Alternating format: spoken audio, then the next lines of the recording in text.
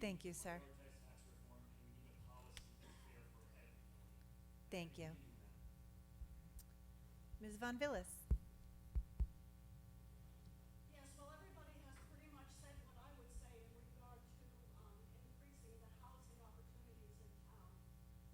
It's amazing to me when you look at how things have changed over the years. I can remember, as I said at a recent council meeting, when my family first started, we lived in a trailer, not a mobile home, a trailer. And my first home was in public housing at $68 a month, which was 1 week's pay. People, we could do it at that point. When I got to the point of wanting to have a house, I was fortunate to have family that would give me the down payment. But people don't have that opportunity now, the prices are so much higher. So therefore, certainly the most important thing for me is to take a look at the housing, and we're running out of land, by the way, and hopefully we'll be able to do something so people can live there. Thank you. Mr. Rodriguez?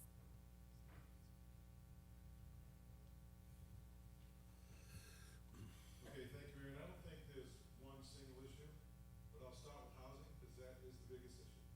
As Mr. Frank said and Chris Logan said, there's the Navy, the Coast Guard, and NOAA. There's going to be additional 200 families on top of what we're trying to accomplish for our own residents and workforce housing. So we purchased 351 East Main Road.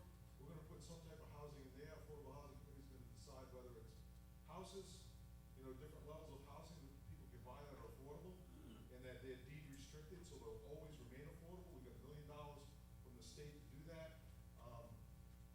So Berkeley, Peckham, Oliphant School, those housings, we got, our applications just got rejected, so, we have to go back to the drawing board for that. And also, but taxes, it's affordability. And, you try and balance that affordability with revenue and the housing market, so with the assessment. So not an easy task. We'll continue to plug away Thank with you. that, try to make the best we can. Thank you.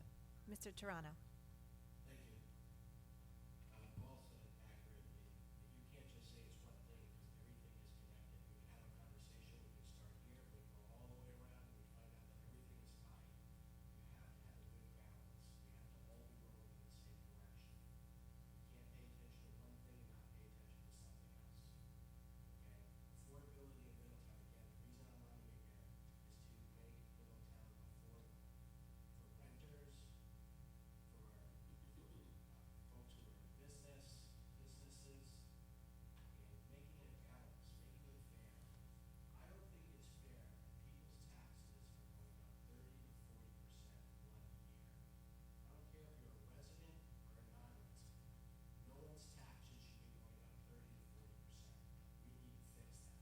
Been on the Affordable Housing Committee for the last 7 years. I'm the liaison for the Affordable Housing Committee, and we have no housing for these people to move to. We haven't done anything in years. Thank you. Mr. Viveras? Thank you. I also think that taxes is a big problem, it's driving everybody out of town.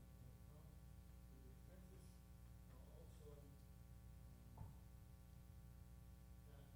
elected officials of the town follow the Constitution and the charter.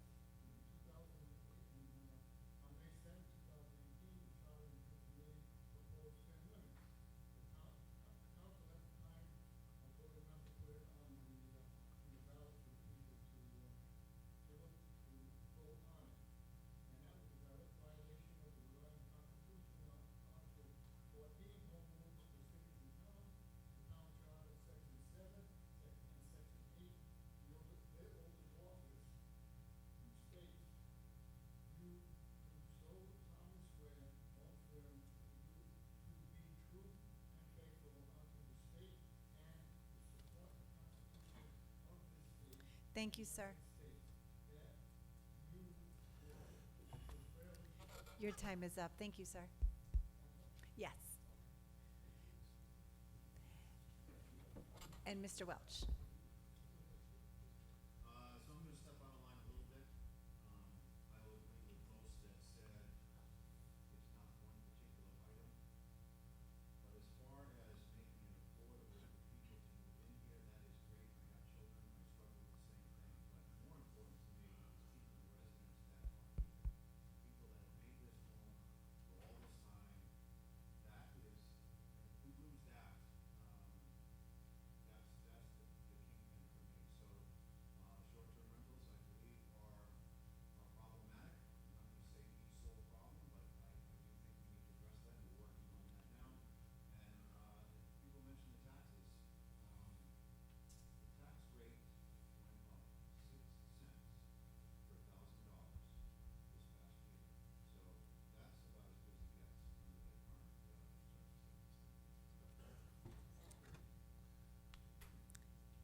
Mr. Connerton, we'll wait for that mic to make it your way.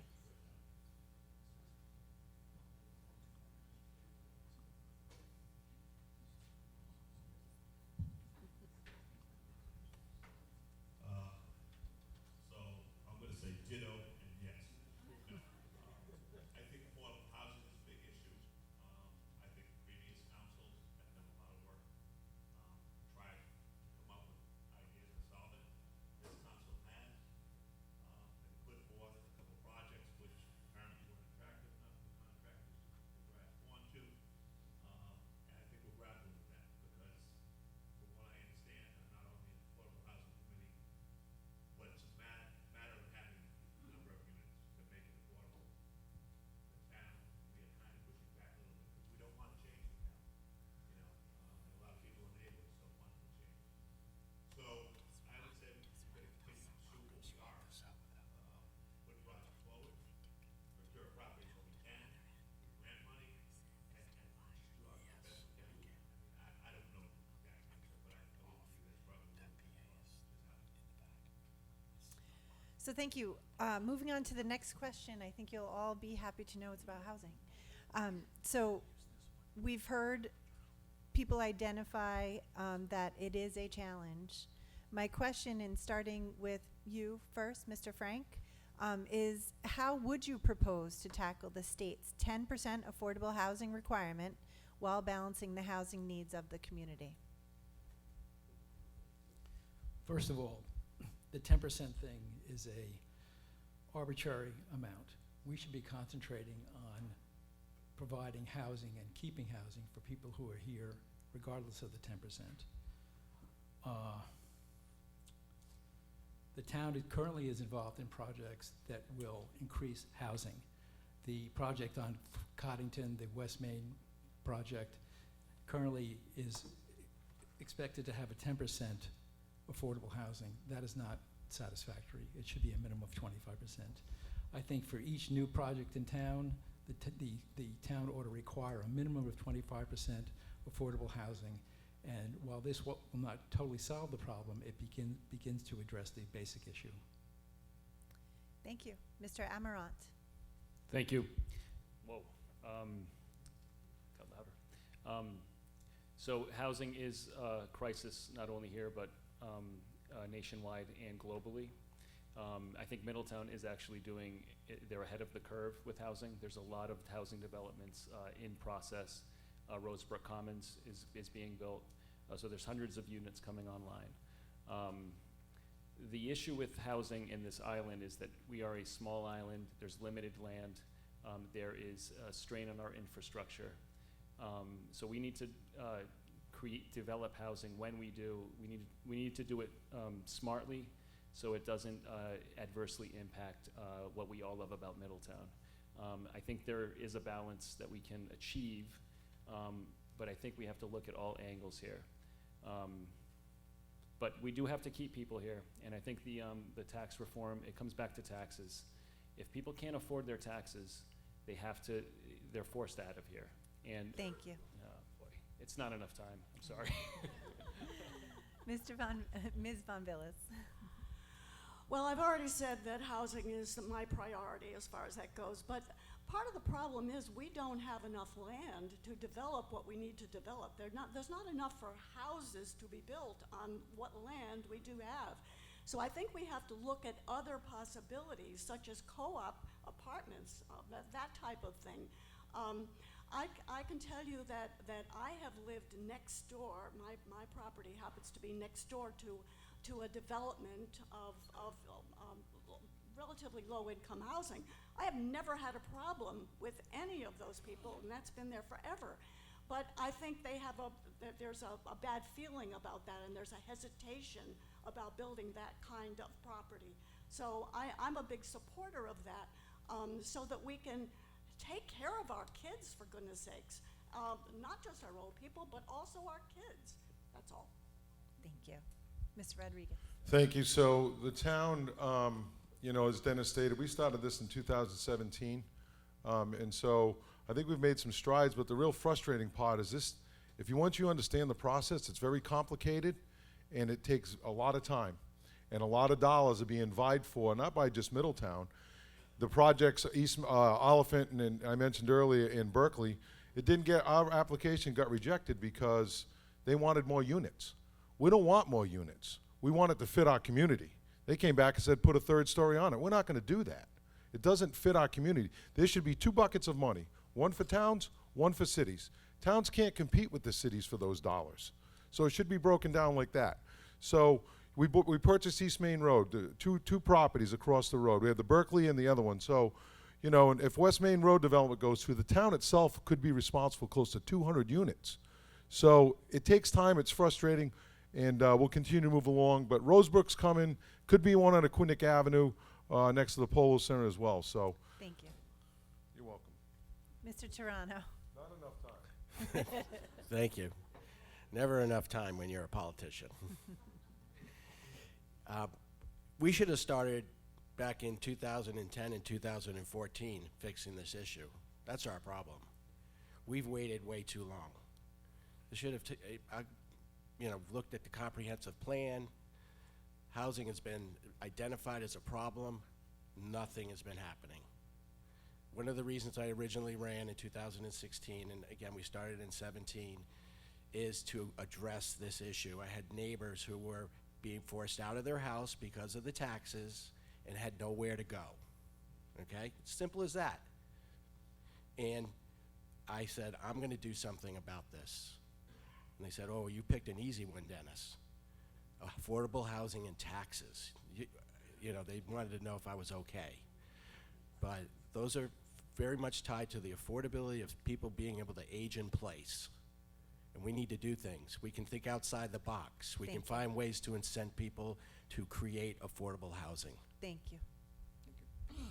Mr. Viveras. Thank you. I go back quite a few years, back to the 50s. Fall River had affordable housing. The only way you're going to get affordable housing is if the government owns the property, and then they can rent the units according to people's rent income. If you take a private company, you have people here that own property and they rent. Okay, I was talking to a fella. He got a $1,500 increase in his taxes. He's got 3 units. What's he going to do? He's going to pass it on to the renters. So the affordable housing, you got to do. We bought 2 pieces of land.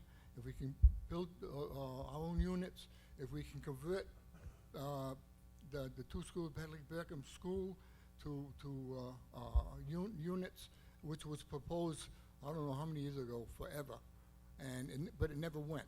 It seems that we do all these studies and nothing ever comes from it. Thank you. Mr. Welch. Thank you. Somebody said it, I'm not sure who, but the 10% number is not fair to Middletown, in my opinion, and I'll tell you why. We are at 4.3% now, I forget the last number, and we're reaching, as Paul said, into corners to try to buy property to get developers to come in to make it affordable. Personally, I don't think that is the town's job. We are not a business to own rental property.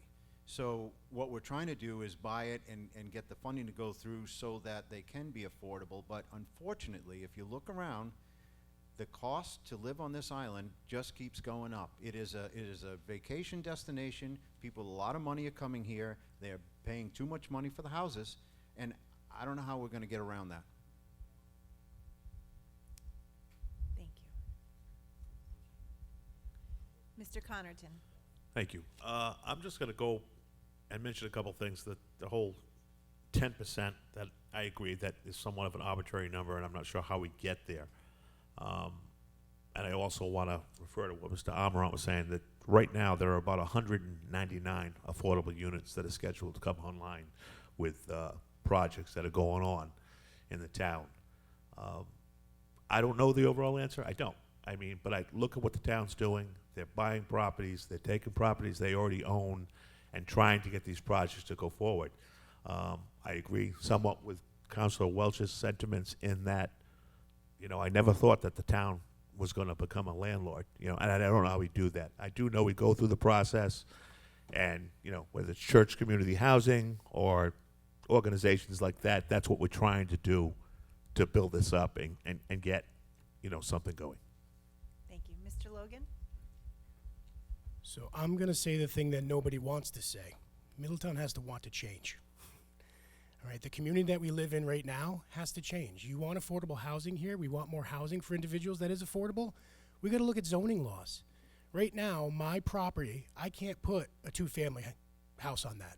It's zoned for single family. I can't change that in the zoning. How do we increase density if we don't address the zoning? Right? So first and foremost, we have to want to change as a community. Now, if we don't want to change, then we have to go fight City Hall up in Providence, right, to make sure that we remain the town that we are. So change is going to be incredibly important. This issue is one that's not us facing it alone. This is across the entire country. Developers have not developed housing. They have not. When houses come down in Middletown, a bigger house gets put in its place. So developers have not developed for this affordability or to create greater density. So one of the things that we could do is start to incentivize those developers with things like deed restrictions. Make it affordable, give them a sir. tax break. Thank you. Now we're going to move on to our next question, and we'll start with Mr. Amaron. Middletown has a significant number of short-term rental properties in the town. This was done by a drawing.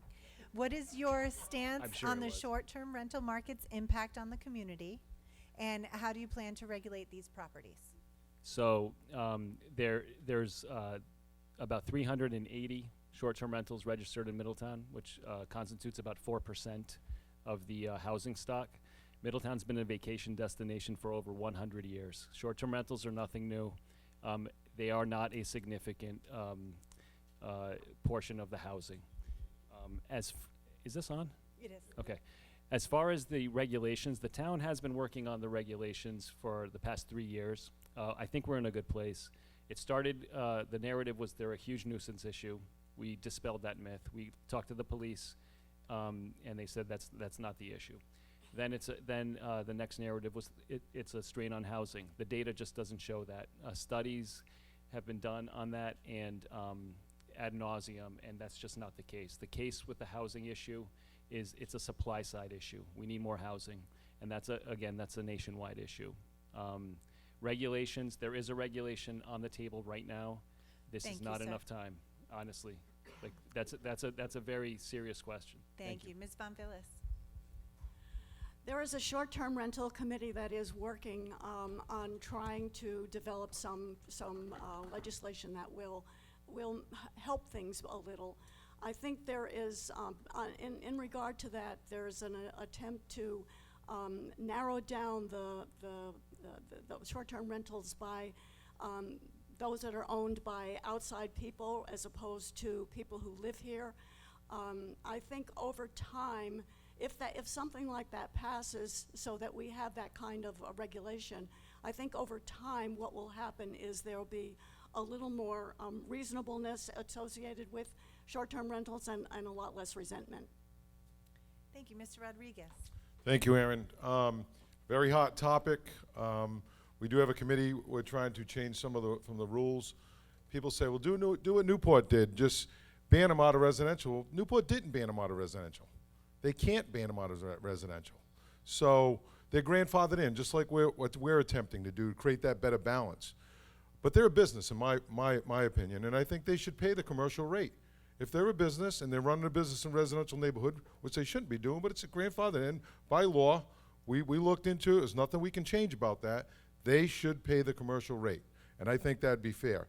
Also what we're doing is, Council Logan and I just recently proposed a incentive for landlords if they rent long-term, then show your lease, and you'll get the full-time rate. Maybe that'll create more housing and less short-term rentals. I don't know.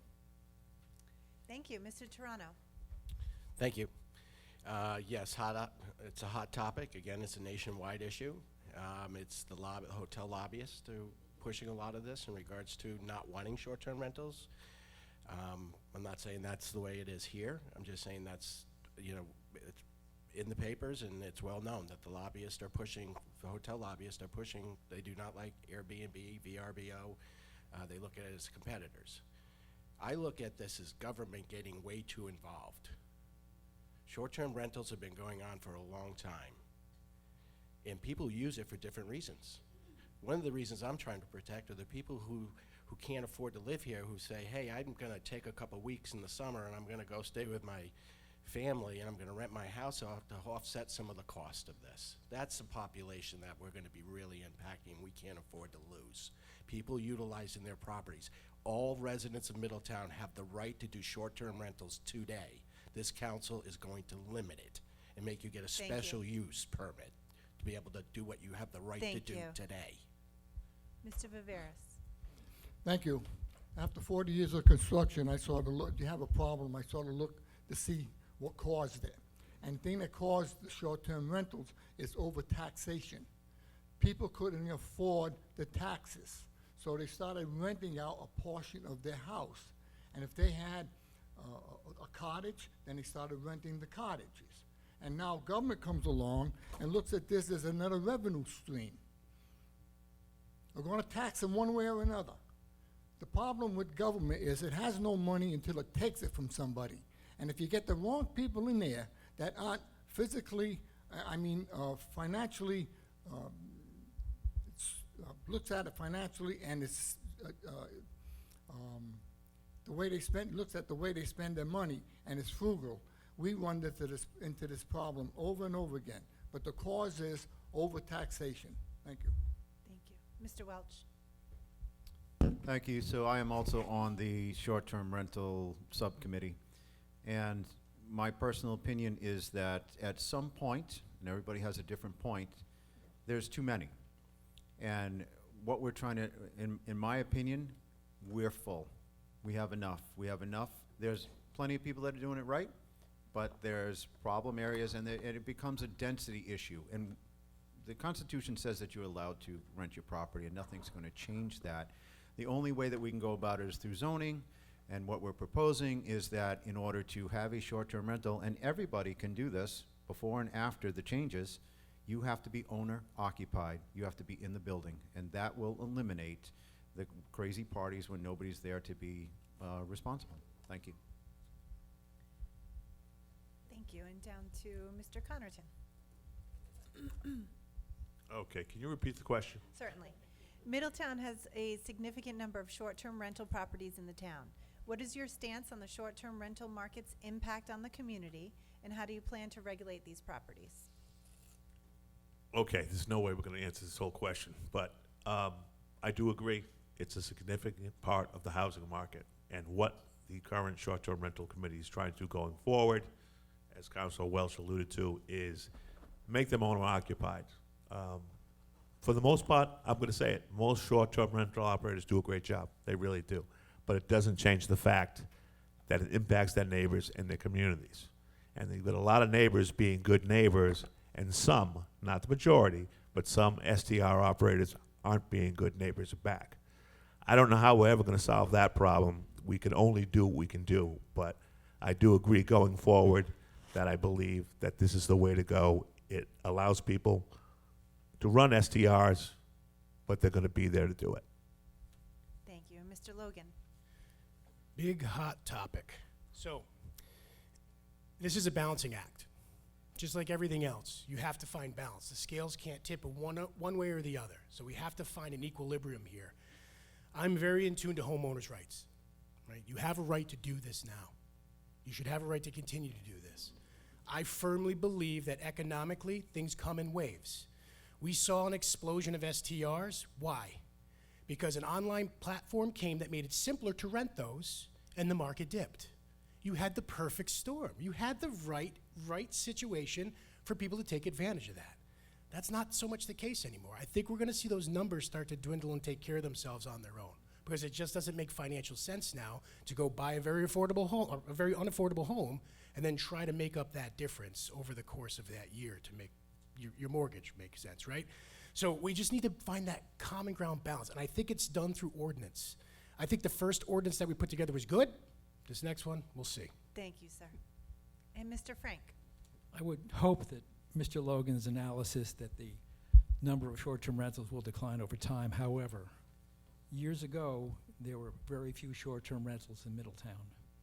Now we have close to 400. And the reason we have close to 400 is because it became economically advantageous to own a short-term rental house as opposed to one that was for long-term rent.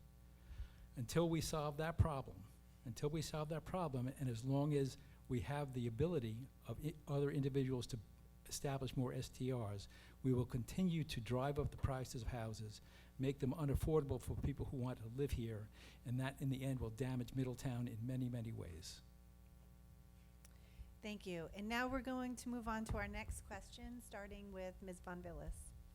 How will you help ensure, as a counselor, that the town's projects, including the new middle high school, will stay on time and on budget?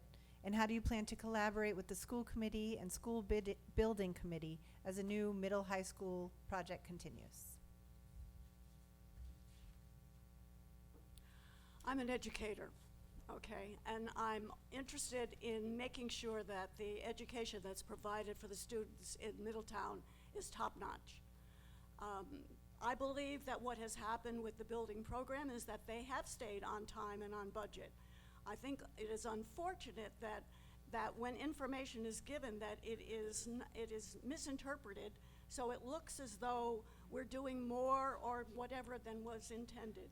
But it is our goal to ensure that we put together the absolute best setting for kids on time and on budget. And certainly as a long-term educator, 18 years at Middletown High School, I can tell you that I will be looking all the time. Thank you. Mr. Rodriguez. Can you just repeat that, Karen, Certainly. Aaron, because I think there was two parts to it. That's right. How will you help ensure, as a counselor, that the town's projects, including the new middle high school, will stay on time and on budget? And how do you plan to collaborate with the school committee and school building committee as the new middle high school project continues? So first of all, we have a great school building committee. We have a new superintendent, and we're about to have a new school committee, a new member to the school committee. So I think we've tried to rebuild that relationship with the school committee over the past few years. We all got hot and excited when certain things happened, and then there was a deficit, but you work together you can't look back. You're never going to solve it like that. You got to look forward, and I think that's what we're trying to do. Having said that, the $190 million bond, I'll just say that we budgeted some good news there. We budgeted 5% interest on that. The first $84 million went out. Because of the town's bond rating and the way the town has been running and the decisions the councils over the past have made, we got a 4.2% rate on the first $84 million. We're going to save $800,000 in the first year just on interest. We got funded at 55% reimbursement from the state, an additional $30 million that we didn't expect to get funded by our plan. So a lot of good things going on with the schools, and it's all for the better education, and somehow we find a way to continue to talk to Newport. Thank you. Mr. Toronto.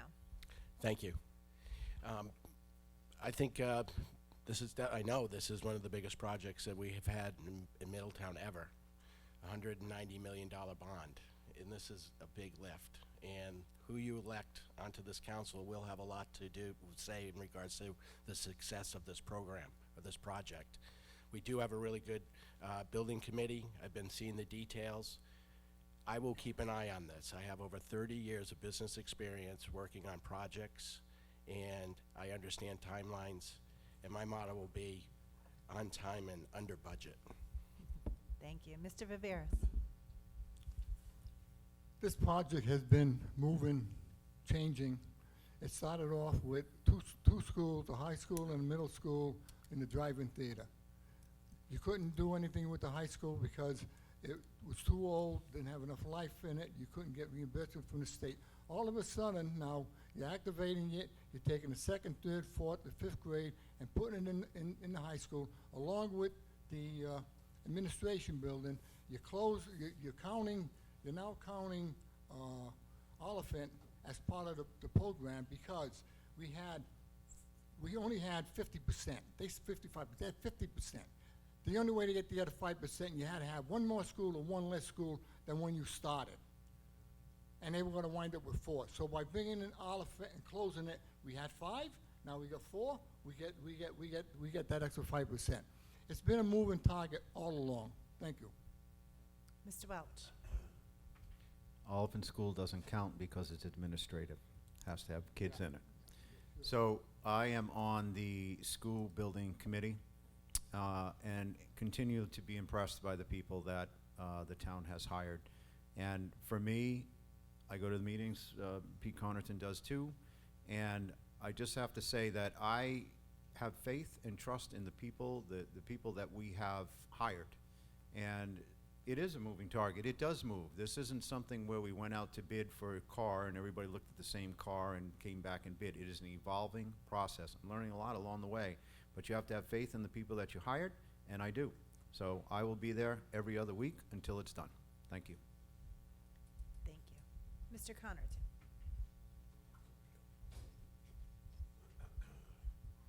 Like Councilor Welch referred to, I'm also on the school building committee. And as far as going forward to make sure it stays on budget, just some things to talk about. Things were alluded to earlier about the changing of applications and such. The applications didn't change. Our town administrator put us in a situation to save tens of millions of dollars if we choose. All right, if we choose to spend the additional money. Okay, that's 55% of additional money is $20 million.